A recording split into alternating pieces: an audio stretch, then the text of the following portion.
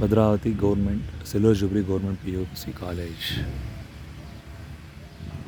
ನಾ ಓದಂಥ ಕಾಲೇಜು. ಎಣ್ಣೆ bottle ಇದೇನೇ separate ವಿಶೇಷ ಅಲ್ಲ, ಕಾಲೇಜ್ ತುಂಬ ಇದೆ. ಒಂದು ಎಣ್ಣೆ ಬಾರಿಗೆ CC ಕ್ಯಾಮ್ರಾ ಹಾಕೋವಷ್ಟು ಕೂಡ ಇಲ್ಲಿಗೆ CC ಕ್ಯಾಮ್ರಾ ಹಾಕೋದಕ್ಕೆ ದುಡ್ಡಿಲ್ಲ, ಕಂಟ್ರೋಲ್ ಇಲ್ಲ. ಎಷ್ಟು ದೊಡ್ಡ ಕಾಂಪೌಂಡ್ ಇದೆ, ಆದರೆ ಒಂದೇ ಒಂದು ಗೇಟ್ ಇಲ್ಲ ಅಷ್ಟೇ.